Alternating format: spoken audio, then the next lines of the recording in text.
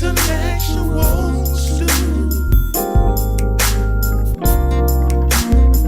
Intellectual stew with James Kirkland.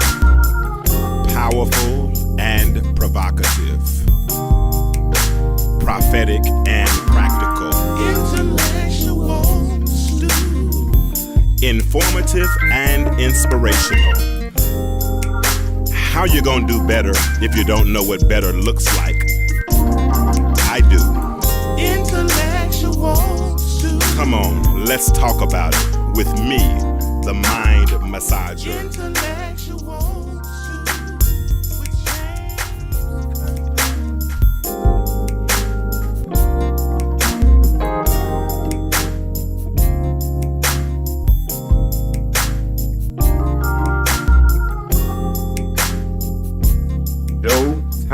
Showtime. What it do?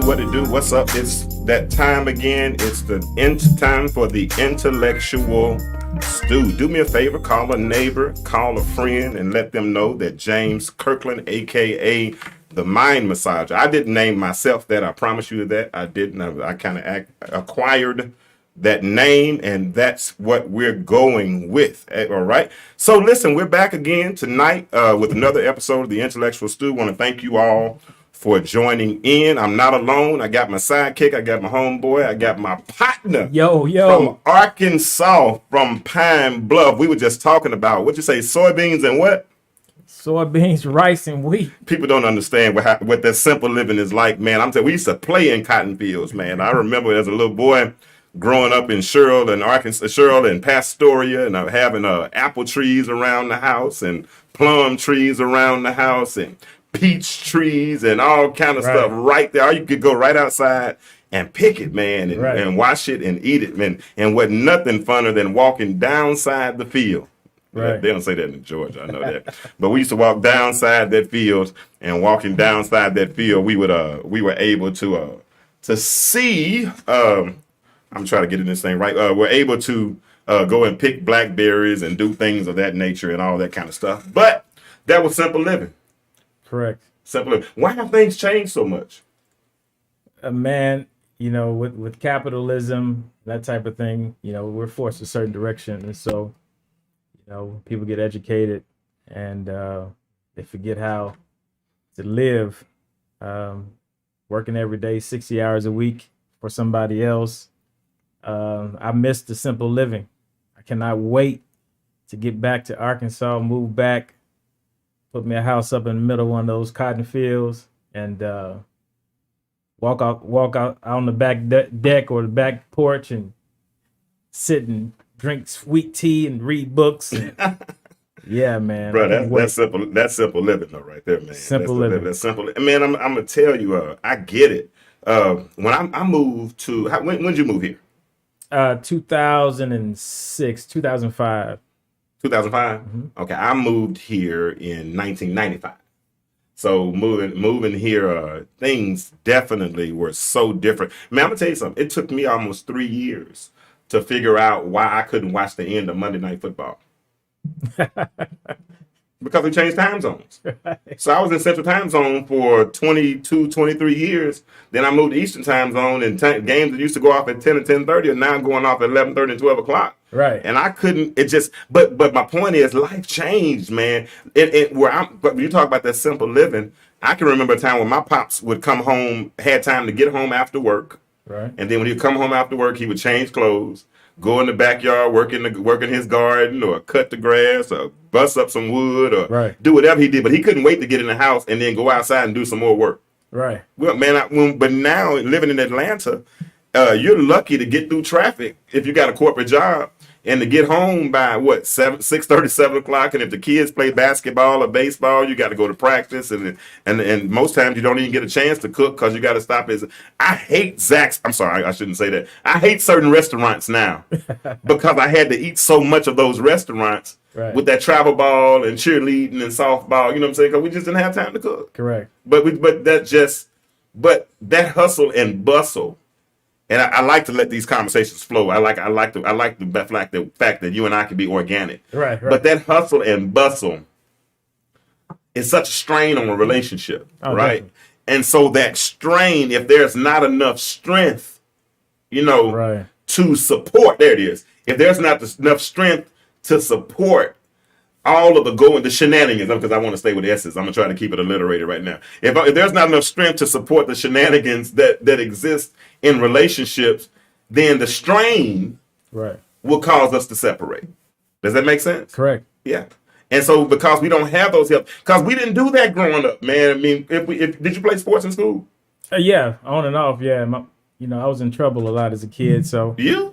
yeah, so I would play sports. Mama, if I do something wrong, she'll take me off. Won't let me go to practice for a week. So What'd you play? I play football, play baseball mainly. Yeah. For what school? Started Southeast, played Jack Roby, Okay. Pound 5, on and off. And but I was a musician as well. So most people know me as a musician. Very gifted as a musician growing up as a young child. So Gotcha. yeah. Well, we didn't. We made a choice that we wasn't going. We weren't going to punish our children with baseball or softball. You know what I'm saying? Because Right. we were trying to get somewhere with that. So if they got in trouble, we would punish them with something else. You know what I'm saying? Right. But thankfully they never really got in trouble. So that was a good thing as it relates to them. But so talking about those relationships, because and man, wasn't it strange last time we talked that the lightning came? Yeah, when we got to the good part, the lightning kicked us out. So I don't even remember what we were talking about at that particular point. yeah, we were in relationships, but we had shifted over to Pine Bluff and Black Wall Street, and then things kind of went south after that. Did you want to continue that, or did you want to move into that relationship? Yeah, we can go to relationships, man. Okay, because I'm gonna tell you, how long were you married? 15 years. Woo. So you got in 15. I got in 20. I got in 20. You're 44, 45? 44. 44. So you got married at 29? No, a little bit earlier than that. 26, something like that, right? Yeah, 25. I was 26. So it's almost like My math is kind of off too, I think. mine ain't never off. I don't know my math. I can count now. That's one thing I can't. I can count and I can add. Now you might get into all that calculus and all that kind of stuff. I don't remember a whole lot of formulas, but I can count and I can add.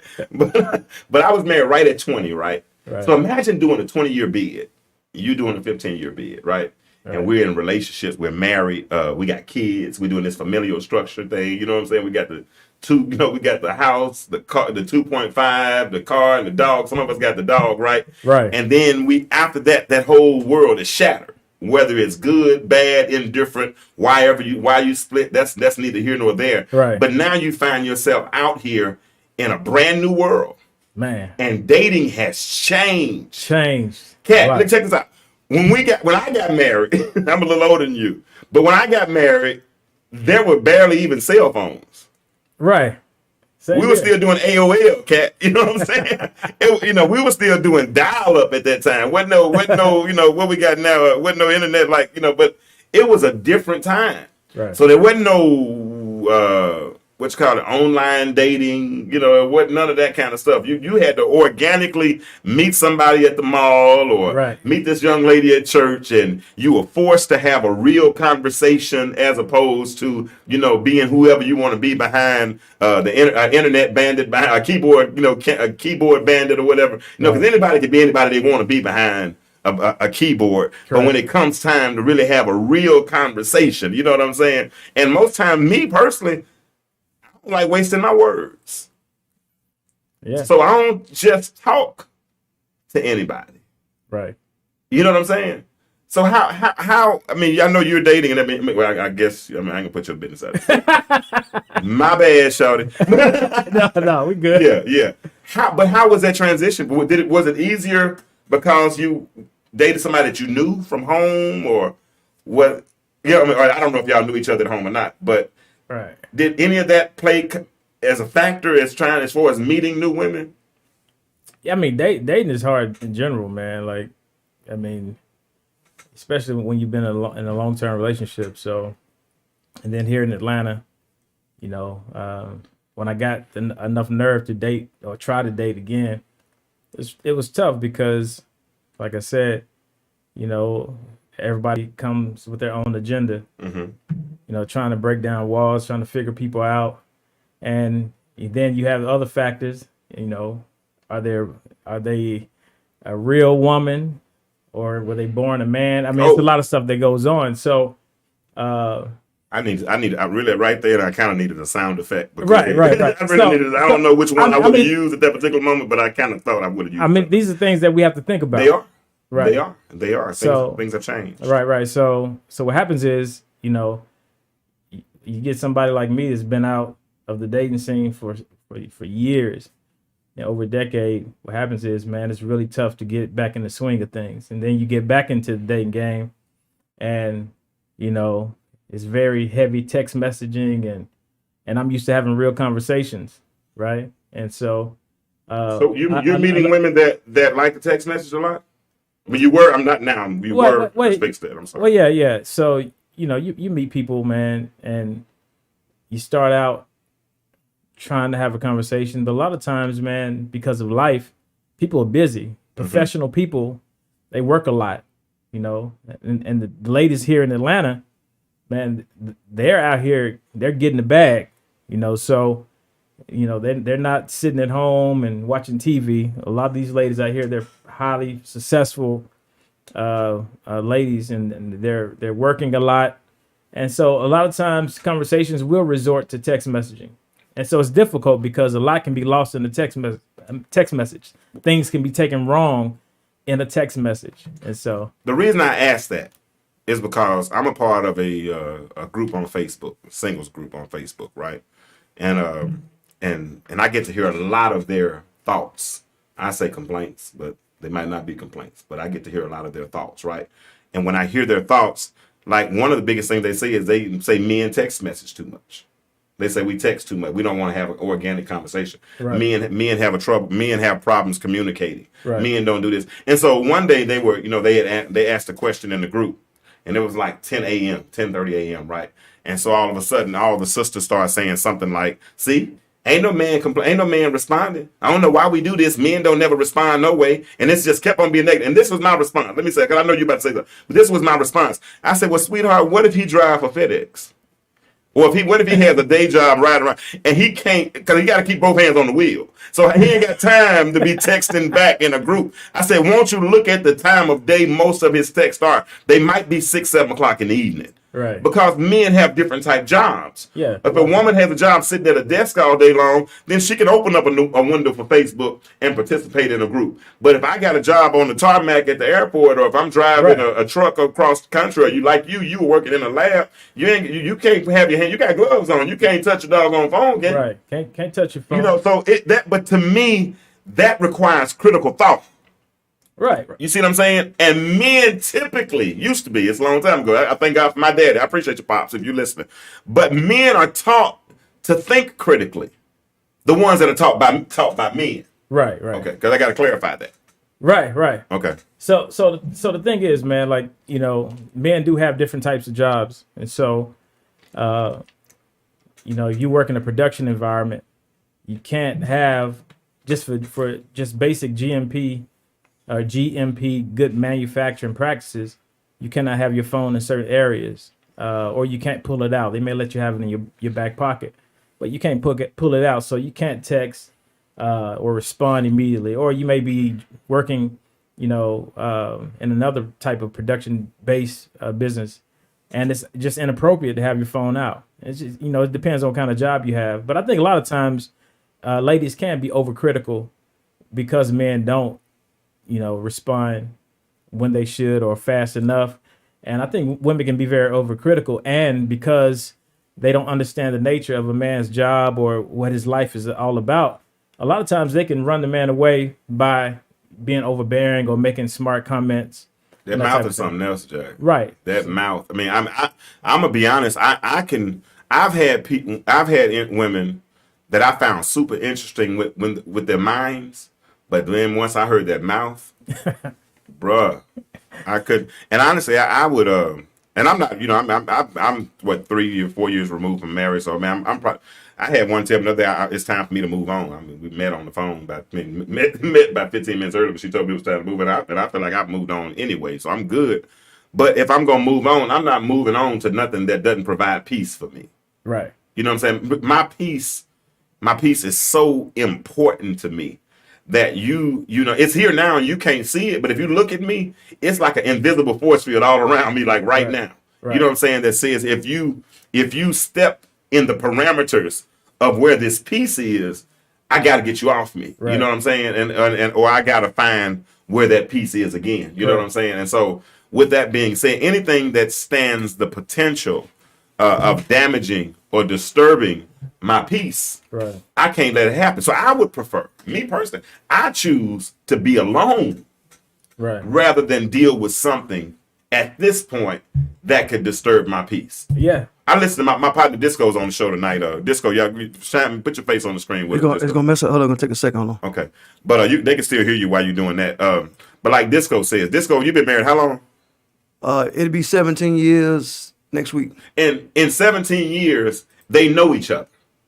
They flat out know each other, and because they know each other, they know how to deal with one another. Right. Right. He'll call her a couple times a day. Don't talk about much at all, but he'll get off the phone and say love you, and then keep on moving. But when they get home, however they handle it, how do y'all do? When we get home, we barely talk. Barely talk. Right. But he'll call her 3 times during the show though. Yeah, you know what I'm saying? We just know each other. Like my wife is very quiet. Even though we know I'm not. So somebody got to be quiet. Somebody. Yeah. And my point by asking that question is when you've been in a relationship as long as you were 15 years, right, me for 20 years, you for 17 years. Well, we've been together 20 years. Okay, so you've been together 20 years, so that's even more equity with that relationship. You know that individual. You know what to expect. You know the nuances. You know when they mad. You know when to talk, when not to talk, when to let that joker be by themselves. You know when to pick a fight. You know all of those things. You know how they're gonna respond. So after you've done that for so long, and I hope you stay in your marriage until death do you part. But cats like Jay and I, when we get out of these and then start to make the investment to go into new relationships, we got to consider now, what am I taking with me? I'm taking all my secrets. Right. I'm taking the habits that you don't know anything about that only she knew about. I'm taking my eating habits. I'm taking my financial literacy. I'm taking my credit. I'm taking every factor about me. I'm exposing, if that makes sense. You know what I'm saying? And now you want to have this conversation, and I got to get to know you. And I get it. I'm supposed to get to know you, but can I trust you with the conversation? So what's the overall question? It's not. I mean, it's not necessarily this overall question, but it's not a question. We're talking about the fact of. I came in late. Yeah, I got you. No, we're talking about us having been in relationships and not going into dating. But going into dating, like he was talking about, sometimes texting. Women like to text, but then I hear women that say they don't want to text. You know what I'm saying? There's no perfect law. There's no perfect rule as it relates to dating. Let me ask both of y'all a question then. Okay. Been together that long with somebody, going into your next relationship, how hurtful is it? Like, meaning that wall. Like, how careful are you going into that next relationship? My wall's still up. Yeah, I mean, to be honest, I got a few walls up too, man. I'm not gonna lie. So, I mean, the thing is, man, like when you with somebody for so long, man, like you know everything about them, and I mean, even though you break up with or go through a divorce or whatever, man, it's not like you didn't like everything about the person you were with. It's just a few things that would were the determining factors. So, I mean. Sometimes if you're not careful, you the new person you with, you try to get them that, or you would like want them to do certain things that the person you were with before, you want them to do some of those same things. And so you have to be very careful, man. But for me, man, doing the whole dating thing again, trying to date again, man, it's really tough, man, just because you get used to a certain thing for so long. Is your patience thinner? Patience is very thin.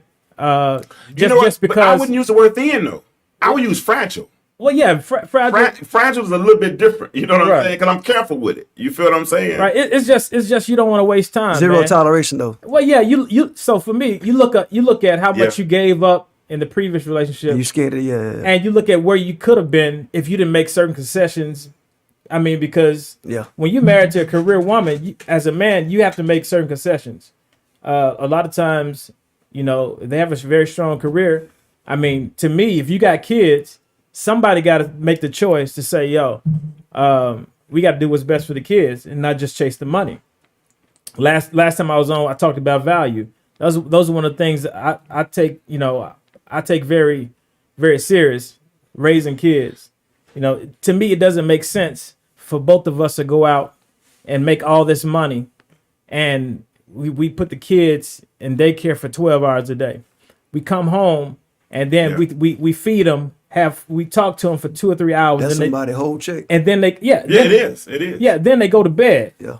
And then we only see our kids. But if the kids are playing sports, just say if you have multiple children, the kids playing sports on the weekend, not only do you have practice during the week, but then you got sports on the weekend now. And then you got church. It's a crazy schedule. So for me, you know, it's about value. And I'm a big proponent of just having a stable, balanced family. And a lot of times, you know, careers and that type of thing, they don't support a balanced type situation for family. Yeah. Well, and a lot of that has to do with the inequity as far as salary disparity between families. You know what I'm saying? They say that they make a whole lot more money than we make. And I don't know the exact number what the average household is versus the black household versus white household. Because things that we do, like football, I don't know how expensive it was, but baseball, baseball was expensive. Yeah, and I'm talking about like just to sign up to play at East Cobb was $2,300. That's the name East Cobb got for baseball. Bro, but that's all around the city. That's what bring it. That's all around the city. But you go anywhere you go, it's $2,300, $2,500, 3 games. You go to some of the places up in Winder, it's like $3,500. Yeah. You feel what I'm saying? And the travel, and that ain't got nothing to do with the travel, the hotel room, the lessons, the food. So so that being said, let's start right there. That being said, James, on relationship value, right? Mm-hmm. Let's say Trey and them was still in sports, right? And you met a young lady outside. I mean, you was freshly single. Okay, I'm while single. Trey was, let's say, 13 years old. How big of a factor would that play into your relationship with her? Because traveling baseball gonna cost a lot of money. You got to be involved a lot. So how can you have a relationship? Bro. Like, how did you have a productive marriage with all that going on? You neglect it. You know what I'm saying? This is good. They have, you got perennial flowers and you got annual flowers, right? Perennials, you got to plant them every year, right? But annuals, they going to come up regardless because you planted the seed one time. So when you have a marriage and you have all these things going on, those flowers, you just assume they're going to come every year. It's a different type of growth, but they come. And the flowers are pretty. Because when people see us in the pictures and see us at the game showing up and everybody looks good and, driving a new car and all that, but they don't see the emptiness because you're not taking the time to cultivate the real relationship. Does that make sense? Yeah. Because in order to really make something grow, that means that you got to nurture it. That means you got to put some fertilizer on it because fertilizer serves a purpose, right? Then you got to put some water on it. And then the water serves a purpose, right? And then there's certain things that only, vitamin D, that only the photosynthesis and the sun and God's hand can do, right? And so you got all those things going on at the same time. And that's what's producing what you call healthy growth. Right. But if you only let annuals come up every year, because see, dandelions are annuals. Some weeds are annuals, and they come up every year. So, and if you don't know the difference, was that good? You like that? And so, if you don't see the dandelion, I feel like going to plant a garden. Yeah, but guess what? Stuff come up that you don't even plant. Stuff will come up in your garden that you don't even plant, and it comes up every year. Yeah. And if you don't take the time to prune that stuff out and make your garden look as pretty as it's supposed to be, but your garden got to understand the flowers getting in it. What I'm saying is, like, your wife has to know what comes with that. Oh, no doubt. You being a coach, you being involved, right? And so it's already expected. So like my wife know I've been coaching football 20 years. Right. So how she met me. Mm-hmm. So she know Monday, Tuesday, Thursdays, Saturdays, what's going on. Right. So we always plan stuff on a Sunday, or on a Wednesday night. So that's how I guess knowing your partner. Oh no, none of that was wrong. Yeah, okay. All that was right. Uh-huh. That was good. Okay, let me ask you something. Go ahead. If you want to build a house, or do you want to build a strong house? Strong house. Okay, so the house was cool. Okay. It had 4 bedrooms, fenced in backyard, 2-car garage, all those things. But it was made out of paneling. You want something that's built out of brick, out of mortar, something that's strong, but that requires cultivating what you're building. Does that make sense? So when you cultivate what you're building, and now watch this, as the man of the house, priest, provider, protector, all those things, it's my responsibility to produce and nurture an environment for their healthy growth. I failed. And so I just had a house. I didn't have the healthiest house. I didn't have the strongest house. Where'd you fail at? So many areas. So many areas. I didn't cultivate the growth. Growth happens. You grow up. You grow together. You grow apart. You grow regardless. But if you don't manage the growth and say, I let us grow apart instead of growing together. Because of the activity? Chasing other things and not making sure I had the necessary give me the word. Well, my terminology is you ain't take care of home first. No, I definitely took care. Okay, I took care of the semantics and the symptoms of home, but I didn't take care of her. Oh. Yeah. Right. I didn't take care. That's a good way to look at it. Yeah, I didn't take care of her. That's the part of it. Yeah, that part. Yeah, and a lot of times, man, like men fail to take their wives' needs into consideration, right? And so you may be with someone, they may be, like I said, career driven or whatever. I mean, you got to support them. You know what I mean? And so even if it takes you taking a step back to make sure she's happy, she gets what she wants, that's fine. That's all a part of being a leader, great leader, good man. That's it. The same thing you would do for your children. I don't think people really understand how many sacrifices the new man makes in his life.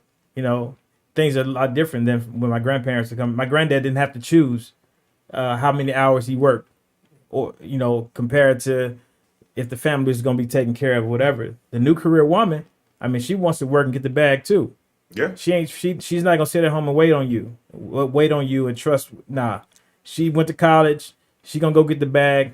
And so the new man, what he has to do, he has to make a decision. He has to say, okay, great. We got to create balance. I think a man's job is to create balance in the house.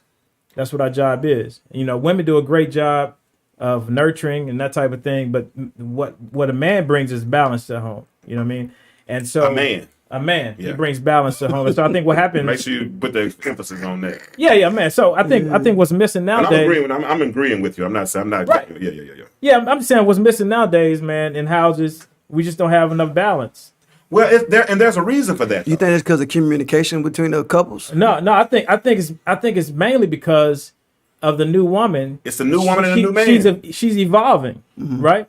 She's evolving. I mean, she's not, and that's okay. Yeah. So if you, I'm willing to bet if you ask the average woman about, her aspirations, the first thing will probably be career driven type no doubt results or answers. You know what I mean? Very few. I really believe that the number one goal a lot of times isn't to be a mother, I almost said homewrecker, but I mean homemaker. Jesus, y'all been trying to get me censored on this show. Yeah. Listen, that was Jay talking. That was not me talking, y'all. That's what y'all know. So you know what I mean? Just because, man, we live in a capitalistic society, right? And everything is success is based on what you have, and yeah, it's based on what you have and not necessarily value. Yep. So I can listen. I lived in some great houses. We drove, very expensive cars and that type of thing. So what? But guess what? What I really wanted and what I really worked for was value. You know what I mean?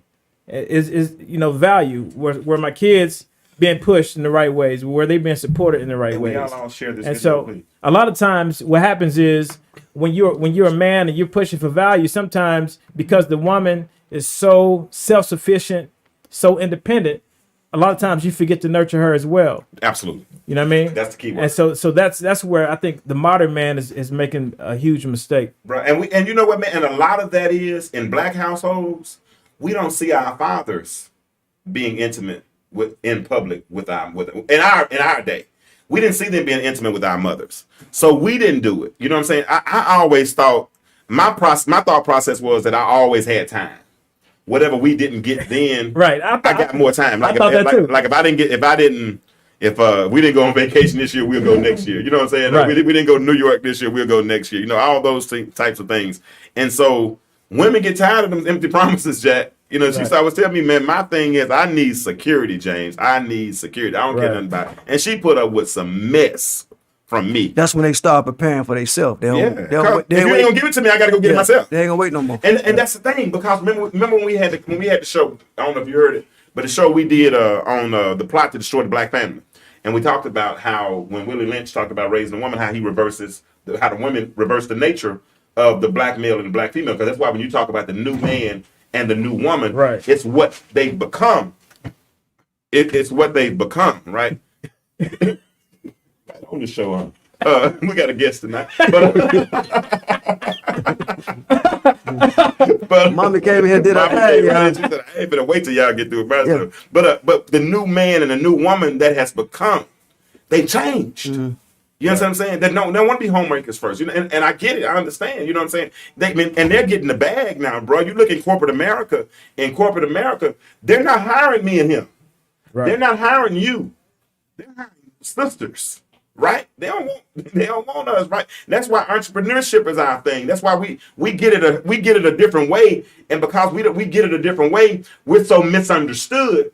And because we're misunderstood, then we're called lazy. But we think differently. Yeah. We are called lazy because we want the new black man. He wants ownership.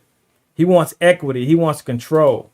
I mean, because he knows that's where the freedom is for his family. Yeah. Right? It ain't going to work at corporate America, clocking in. We want ownership. We want equity. We want control. We want to be able to pass down something to our grandchildren. A man does. A real man does. Like for instance, my family. Like when my granddad died, listen. We got stuff passed down to his grandchildren and great grandchildren. They can eat from or be a part of. And so that's what I was taught a real man was. Yeah. But in this new day, man, like I said, you know, with white capitalism, because I'm gonna say it, white capitalism and that type of thing. Listen, man, it's destroying the model because at the end of the day, whether we want to believe it or not, you know, we're still the worker bees. Yeah. We're still the worker bees. No matter how much education you get, you're still the worker bees if you don't own it. Yep. Right? Yep. And so all I'm trying to do is get to in a position where I'm working and I'm able to hire my children, pass that down to them, whatever they can. If they want to sell it, they can sell it. That's what I'm trying to get back to. And so I don't think that's the same mentality that most people have, females have when it comes to, you know. And that you made a excellent point, because what that entails is partnership. Correct. Right. See, like in my house, my mind, I have a different type of mind. I have an entrepreneurial spirit. I haven't worked for anybody. Like when I got divorced, the day I moved out of my house, the next day I got fired from my job. Mm. And when I was in there, I was begging this dude I was about to start begging this cat for my job, right? Man. And I promised the Holy Spirit whispered in my ear. No, he didn't whisper. He said it with a megaphone. Get up and leave. Man. And I said, huh? He said, get up and leave. I said, man, appreciate them going. He said, man, no. I said, no, I'm good. Right. And I went home and sat on the couch. And bro, and every month a phone call would come. You know what I'm saying? And it was at least enough to pay the bills for the month. And that's a different mentality to be able to do that. But I believe in me. That's a different level of faith. Man. And so when you start doing that, but then it makes you think of the education, because you talk about white economics and white, all those things. So you look at the educational aspect of. Let me ask you a question, James. You said faith, right? Would you ever had that same faith if you still was married? Like, what I'm getting at is, I made a point to somebody. I said, if I lose my job and I'm single, I'm good. Mm-hmm. I'm good. Like he got divorced, right, and he had no job at the time, but he wasn't worried about nothing because he just had to worry about him. Right. No. Would you have, okay, hold on. So would you have that same faith if you was actually married, knowing you got a wife and kids, and you heard that voice? Would you still step out on faith like that? Yeah. You would have? I wouldn't have no choice at that point. I mean, at that point, but I mean, because it wasn't, you say it was just me, and I hear you. But bro, I promise you, I probably paid my rent late by 18 months in a row. Because I would make sure that child support was paid. That's right, child support. I'm sorry. Yeah, before my kids came first. Not my fault. I'm thinking. Yeah, so basically, if rent was due 30 days, I gave myself about a 50-day cycle because I knew I had to go to court. I knew they had, I knew they had to do this. I knew they had to do that. So rent might have went from 1,000 to 1,300 or 1,400. But I gave myself about a day. Friday. That's called knowing the system. I could kind of check, like, I don't know what. I write that check on Tuesday. They ain't gonna hit the bank till Wednesday night. That's called knowing the system, dog. Right. But watch this. That's still a man. Yeah. That's a thinking. You found a way. That's figuring things out. You found a way. Because it would come. I didn't know. I made sure I didn't give them all of what they wanted. You know what I'm saying? But I definitely gave them what they needed. You know what I'm saying? And so yeah, I think I would have. But the thing is that I said at that point I'd never give anybody the power to fire me again. Man. You would never have the power to fire me again. I'm telling you. And I believe in me. Right. And I believe in me, and because I believe in me, beautiful. that gives me the confidence that I need to be able to at least take care of me. Now let's talk about some of what because that's what I was getting into. In order for this to really work, you really need a strong partnership. Correct. And the most effective, I love to see marriages where there's a strong partnership. Where if say he's working a gig and she's handling the home business, you know what I'm saying? Right. Or he's handling the home business and she's working a gig, but they're working together and they're working towards a common goal. And I've noticed when people start doing that, that's when I see them getting into those $20,000 and $30,000 a month type grid. Yeah. So the thing is, man, like, the whole marriage thing is a partnership, man. You know what I mean? So, like for me, I'm an entrepreneur. You know what I mean? I come from that. That's how I think. People were, yeah. That's how I think. You know what I mean? So even though I've worked these gigs on and off, but in my head, that's what I am. So, but I mean, I often think like, how far would I've gone, in my marriage if my lady would have taken that same energy and brain power she took to corporate America, Walmart, and JCPenney, and that type of thing, and she would have put it. We could have put our heads together, and we could have built something. You know what I mean? I think about because a lot of times, man, like I said, people get educated and then they think, well, first thing I got to do is get a job. You get married to someone instead of looking at the qualities of your mate and saying, look, this is what he has. This is what he's good at. This is what I'm good at. Let's put this together. Let's build an empire. A lot of people don't necessarily think like that. Right, I ain't gonna lie, that ain't my testimony because because like a lot of those years she didn't work. She stayed home and took care of the kids because we counted how much it would cost versus daycare versus working. Right. And every vision that I gave her to work on, she worked on. The problem was a lot of times I would get the vision, then I wouldn't do it. You know what I'm saying? And I'd be like, well, we got practice. We need, we got everything. Because I'm thinking a whole conference. Right. Like if it was ministry related, I'm thinking of a whole conference. So we're going to need the evangelism team, we're going to need all this stuff. Now we got the whole formula so we can sell the package. Right. I wasn't just looking at just the outcome. I was looking at the process. Right. And so I don't know if I articulated that enough, but it got to a point sometimes when she felt like, and women don't like to waste their times. You know what I'm saying? They want to see the fruit of their labor, right? Oh, definitely. And that's why, like you said, they're going to school, getting educated, getting these master's degrees. My homeboy, this is when I was married. My homeboy, he was telling me one time they went out to a club in Atlanta, and they all went in, and the girls were at the bar, and they was drinking. He said, and this sister said, and I don't use women's voices. I'm just gonna say what she said. Right. But she said, I have no Medea in here, but she said, now before you talk to us, we all got master's degrees. Wow. So if you ain't got at least a master's degree, don't come over here talking to us. Now, she don't realize they were talking to a sales manager at the car dealership that's probably making $250,000 a year. And a salesperson who was probably making $180,000, $150,000 a year. And her little master's degree probably got her 65 soaking wet, maybe 70. You know what I'm saying? Right. But people think that's what validates them. Right. And so that's a question I want to ask you, and let's explore that for a minute before we go into that other piece. But I heard a statement at the barbershop today. A young lady said, money validates men, but bodies validate women. Do you agree with that? Do you think women find more value in their bodies and men find more value in their money? Would you agree with that? I mean, to a certain extent. Women, y'all, and if you answer that question, if you're listening right now, man, this is the statement that went up. It's the phone number 678-638-6626. This is a good place to take a phone call. Women, and Jay's gonna answer his question, but the question is, do men find more value in their money, and do women find more value in their bodies, or should we say, instead of value, we'll say even worth?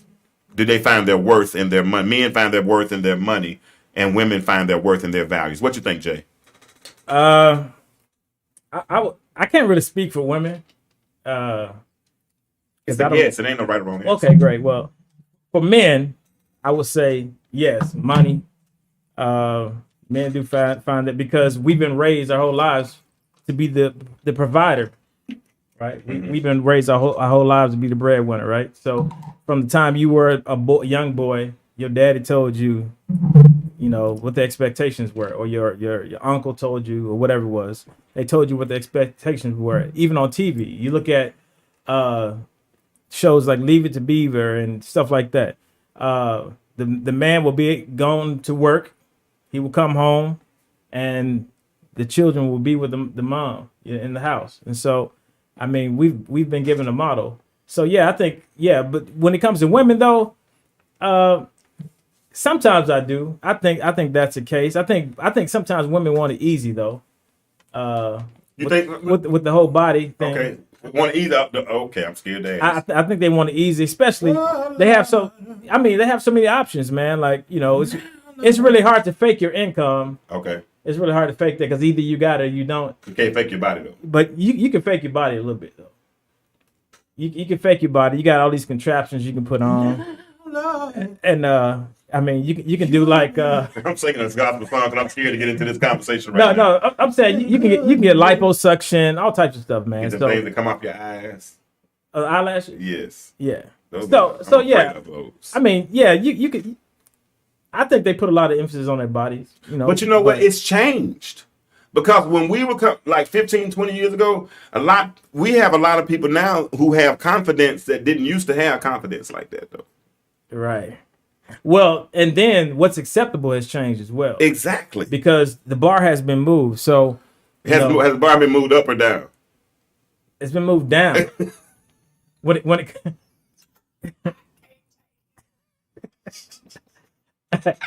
I'm just saying the bar has been moved, man. So we don't really know when it comes. So everybody can participate now. Yeah, anybody can participate. There's no exclusion. It's all inclusion now. Listen, man, and we laissez-faire. Do what you want to do. What you like. Do what you like, and just call it beautiful. And call it beautiful. I mean, you have like the Lizzos and that type of thing, and I ain't trying to body shame nobody. That's not what I'm doing. But I'm just saying. But anybody these days can call themselves fine and say put emphasis on their body is because when it comes to women, a lot more things are acceptable these days than it was, previously. What happened to grandma? Huh?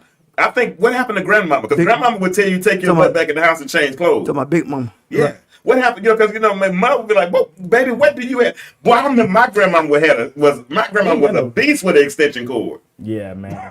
She was a beast, but I thought she could have used that extension cord like a lasso. I mean, for real, she could have been on any Western.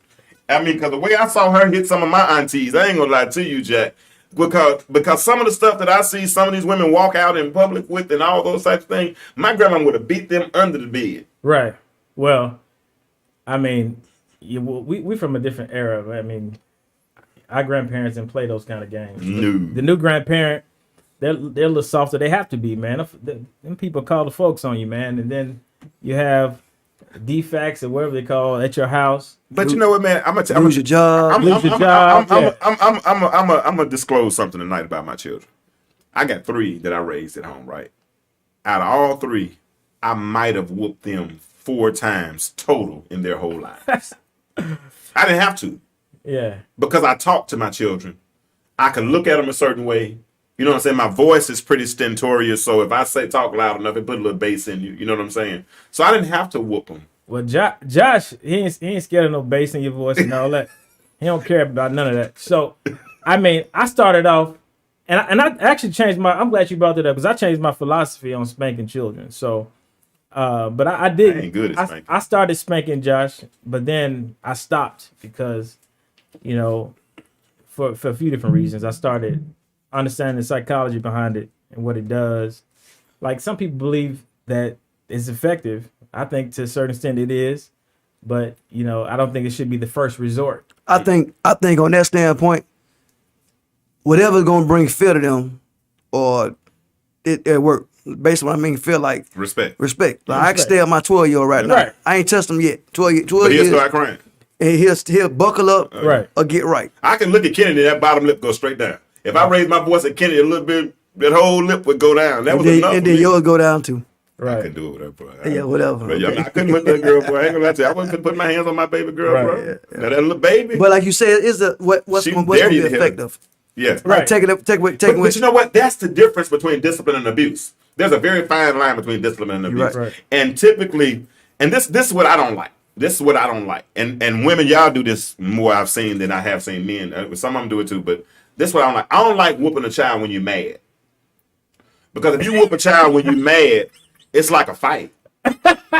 It's like abuse. Right. You understand what I'm saying? At that particular point, because at that point you're gonna take everything out. I ain't fighting my child like no man.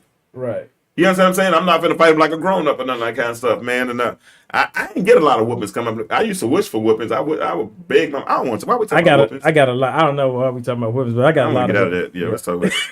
I don't talk about. I'm having some bad memories right now. Think about it. So I wish my mama would have whooped me. You didn't whoop me. I got tired of sitting in that room. That's why I got crazy. So did you ever answer the question about the a man dealing with a woman that would make more money than him? This is where we're going to go to right now. All right. Okay. I thought I missed it. Because that was part of the situation we're talking about. We're talking Right, the about barbershop. we sacrifice Uh-huh.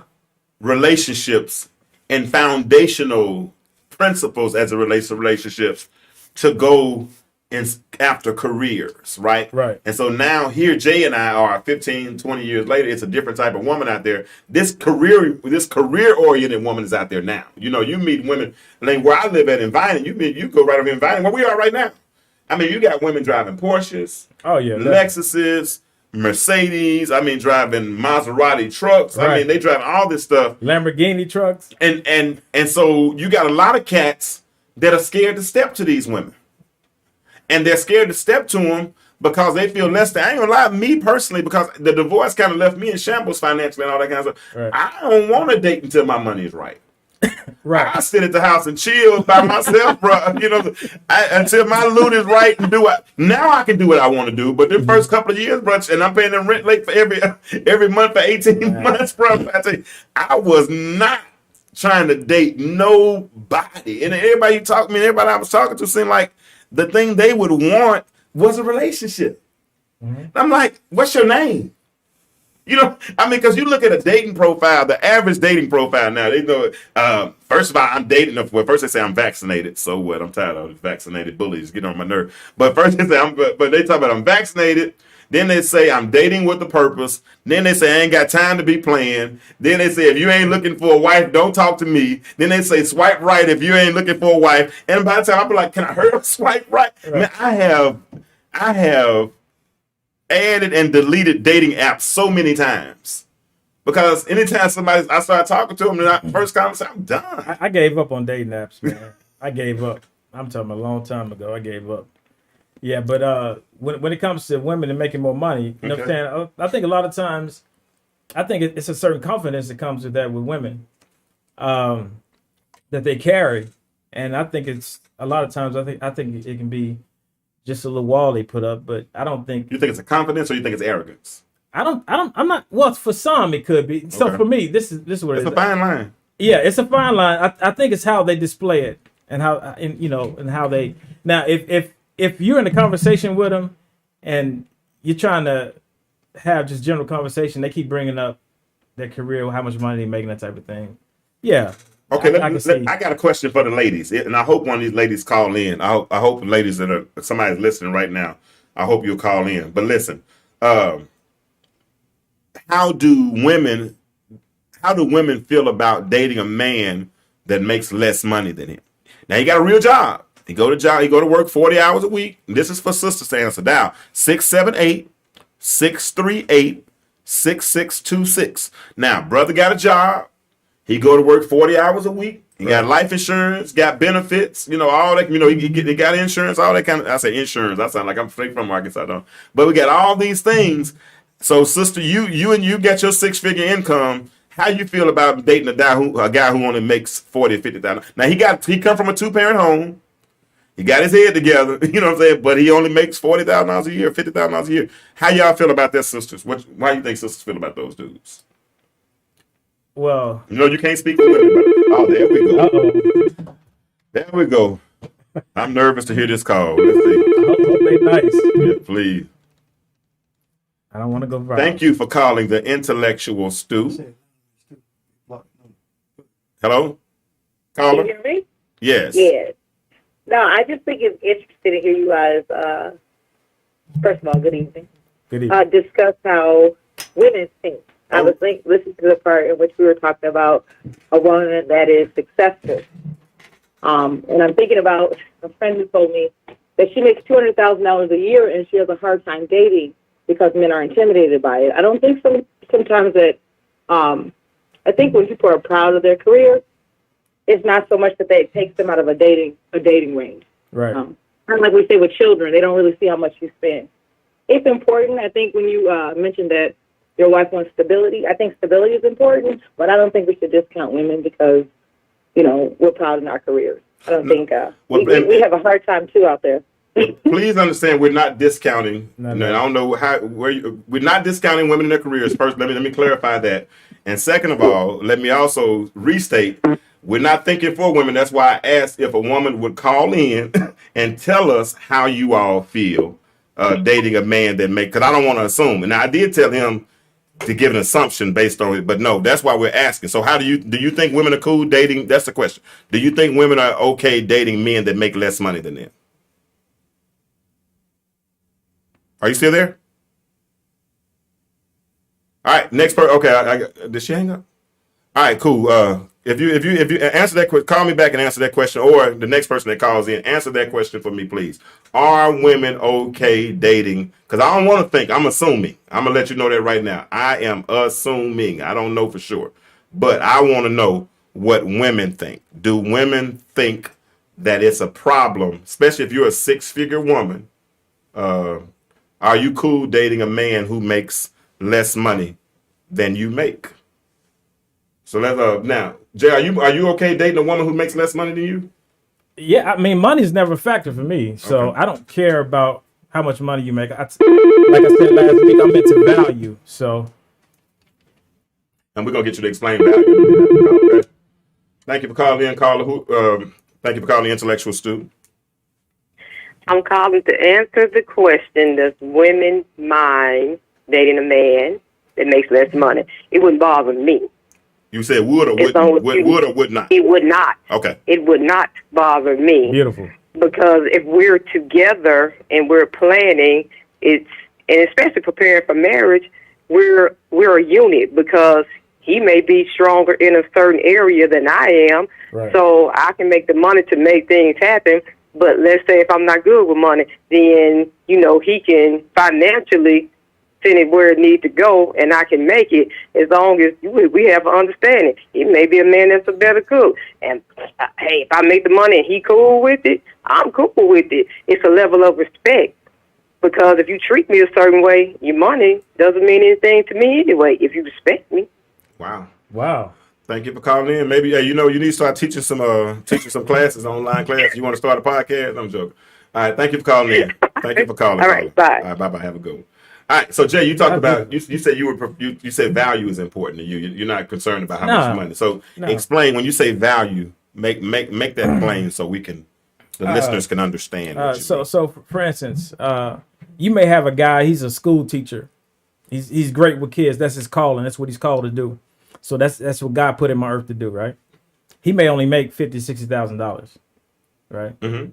And so the woman may be a corporate exec, a VP. She may make $300,000, $275,000, whatever it is, right? For me, you cannot minimize his job because of how much money he makes, because he's in a very effective position that's needed. It's not his fault that the market doesn't dictate the type of salary that you want him to command, right? Now, of course, he can take that and he can build from it. He can start a tutoring program. He can come out with software, whatever it is. But I'm just saying, just from ground level, right? I think when it comes to, we have to look at value instead of money. So when it comes to anybody I'm gonna be with, I've never asked any lady how much money they made. I don't care. Me neither. I don't care. I have never asked what you drive, what you live, none of that, right? Because my whole thing is value. I'm about what's your character like? How do you handle stress? Exactly. How do you handle fights? Yeah. How do you handle whatever it is? Do you take care of your body? Exactly. I ain't really talking about working out. I'm just talking about do you eat good? Yeah.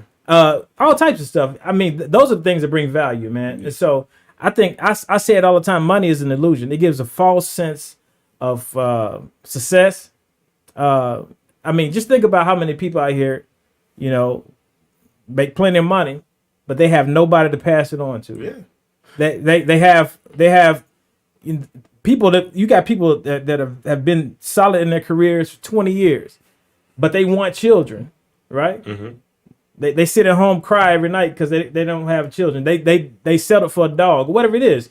And so what I'm saying is, man, money is beautiful, but it doesn't always bring value. So what you're saying is, and what you're telling the listeners is that it's far more important to focus on substance for success, Right. than the symptoms of success. Right. Because what we define as successful is somebody sometimes sitting at home alone every night, eating bonbons, you know what I'm saying, and watching TV because you got to. But you make good money. But you make real good money. Yeah. But you got to dress up all that pain to go out. You know what I'm Right. saying? And you got to, and make it put the right out, and it happens both ways. Right, Men do it too. Yeah. Let me tell you somebody something. I'm never gonna bash anybody. Right. Because I'm a type of person that, and this is a metaphor what I'm about to say. I'll commit suicide before I let somebody kill me.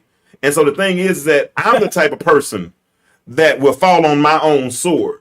Right. I'm my worst critic. So I'm not going to sit up and point the finger at women and say women don't do this, women don't do that. Right. I'm going to say people don't do this and people don't do that. Because Right. you got flawed people in women that are women and you have flawed people that are men. Correct. And the problem is there's a chasm in between us, right? And we got to figure out how to get beyond that break, beyond that breach. And part of it starts with this one R word called reconciliation. When we learn how to tell each other we're sorry Right. and move on. Because I'm going to be honest with you, I'm not concerned about your money. Right. I'm really not concerned about, a lot of the things that you think are successful, right? Can you be a good support system? You know what I'm saying? Right. What type of can I come to you and lean on you when I am having a bad day? You know what I'm saying? Because there's a certain way that a woman can say your name. You know what I'm saying? That relieves tension, Jack. But yeah, so I mean, we got to get to the point where we start looking at the effects of our decisions on Black family. You know what I mean? Yeah. And so many things that come at us, man. You got the whole feminism movement. You got, the money. How much money you make. It's a lot of different things. It's several things that divide us. Yes, it's several things. So we gotta cut those things out and get to the basics. What are we doing? Is this working or not? And I think a lot of times, if you look at statistics, man, we're failing miserably. Yeah. When it comes to relationships, and I think it has a lot to do with many different things. But we cannot avoid the history talk of how we got to this point. Yeah. You know what I mean? And that's what I tried to do. You noticed that if you went back and looked at my channel. That's what I was trying to build up towards. I was trying to show us the history of where we are, so that or how we got where we are. Right. And so now that we can really analyze where we are, and some of the mistakes are so simple. You know what I'm saying? It's just tweaking a little small. You know what I'm saying? My car was messed up a couple weeks ago, and I was having some issues out of it, right? And when I took it to the mechanic, all he did was just tighten up a screw on the battery. Right. Just that little tweak was enough to get enough power to the vehicle to power the whole car, right? And so you got relationships that could be powered with a little tweak. Pareto's principle says that you focus on your strengths Right. instead of focusing on weaknesses. Right. But see, the way society paints this picturesque view of black men and this illusion of how our relationships are and how we only cheat on each other and all this kind of thing, then we end up focusing on our negatives so much more than we do our positives. Right. When Pareto's principle has already proved that if you focus on your strengths, Right. your weaknesses don't even matter anymore because they become obsolete. Right. And then as a culture, we let media determine everything. We let media decide the conversation. You know what I mean? Because I raised my kids in in heavy multicultural type situations. Multicultural neighborhoods.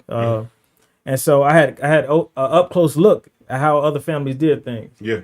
And we're not as bad as we think we are. Nowhere near it. Nowhere near it. And Nowhere. so, especially when it comes We got to the formula. We raised their kids. listen. I'm gonna tell you. I'm gonna tell you. A lot of times, black fathers are way better fathers. Give their children way better emotional support and that type of thing and attention than other cultures. Mm-hmm. You know what I mean? But a lot of times we don't get to see that because a lot of us don't live in multicultural type situations. But we have to start creating the conversation and stop letting media and that type of thing give us a depiction of what Black America looks like. That's the key. We have to stop listening to the narrative.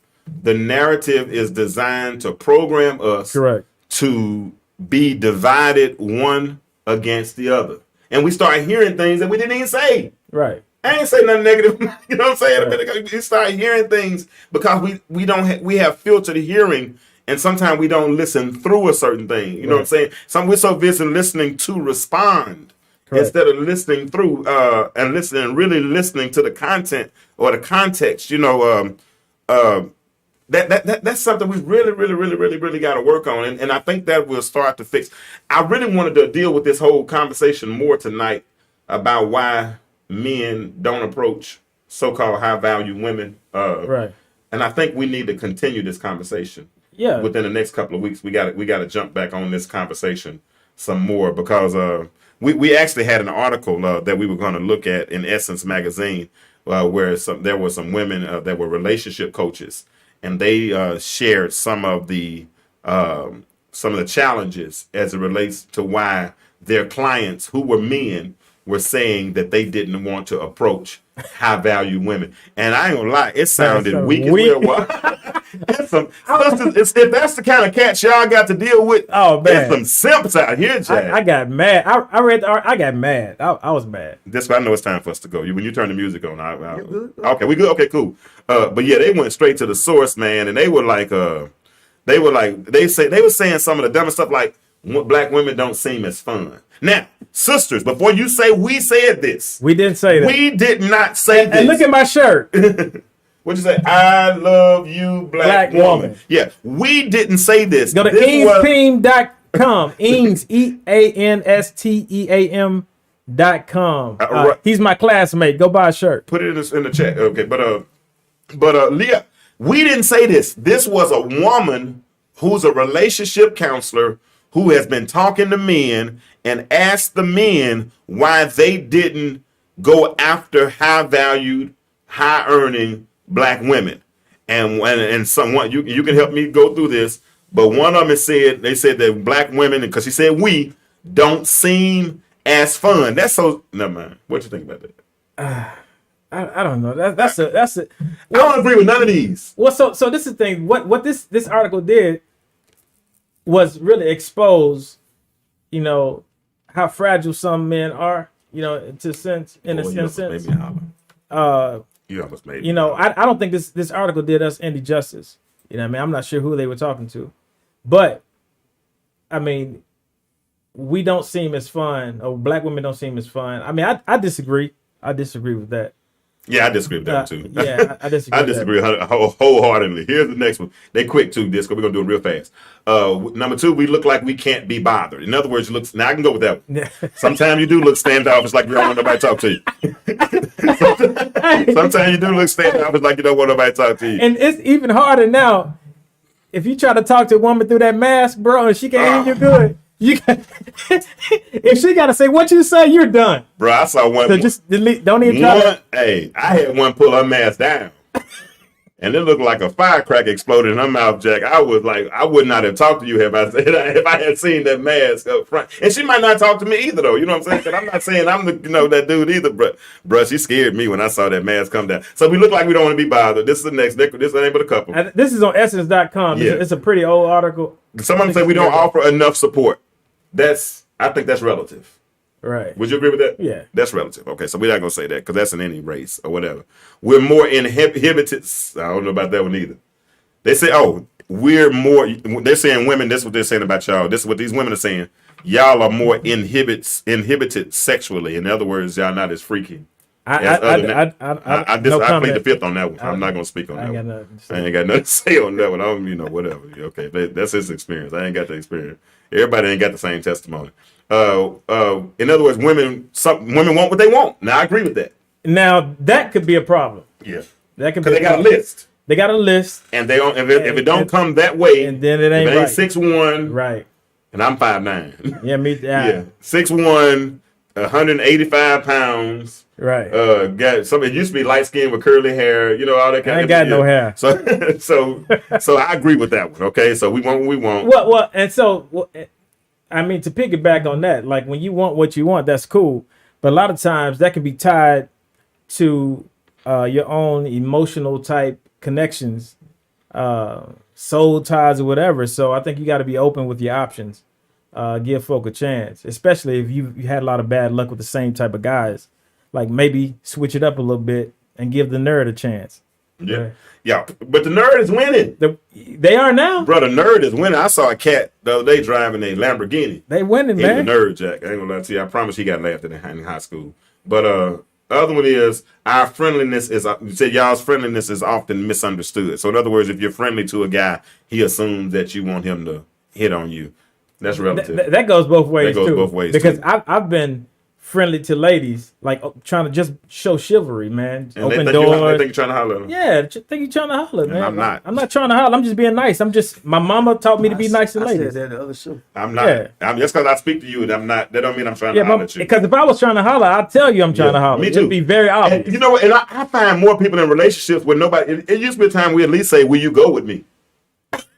But now you don't say nothing. And you've already been indoctrinated in a relationship. Yeah, how that work? You when you put the music, I'm gonna wind it down. They go on Facebook and put, "I just got engaged." Yeah, man, we just met 5 minutes ago, man. Or if you go on a date, bro, like you in a relationship automatically. Most time, man, like. Man, I had a chick one time tell me on the first conversation, she asked me would I be a +1 at a wedding, and then all this other. I'm like, "What's your name again?" You know, because I didn't even really know her name good. You know what I'm saying? And she wanted to go from 1 to 10, skip 2 through 9, all that kind of stuff. I think that's relative, though. That's relative. Yeah. It is very relative. And then this last one, women put the pressure on. Hey, we're gonna continue this conversation. Cool. Because we're a little over time tonight. Thank everyone who listened in tonight, who tuned in. Jay, thank you for hanging out, bro. Sir. You are going to be a regular contributor on the show. You'll be here more often. I'll let you know what we're going to do next week. I think I'm going to go back into the eyewitness accounts through the educator piece next week. I'm trying to keep some variety here. And I got some other things I'm going to do entrepreneurially. Hey, but thank you for listening. Remember, we're on the path to better. If you want any merchandise or anything, go to our website, www.theintellectualstew.com. But do me a favor. Remember this as you go throughout your week. The world is changing. Why do you remain the same? And we'll talk to you next time. Wear your mask. Wear your mask. And what's that website again? Ains Team, EANSTEAM.com. He's a classmate of mine, or was in high school. Go get a shirt from him. And tell him he owed me $20 for that promotion. Have a good night. Y'all be good.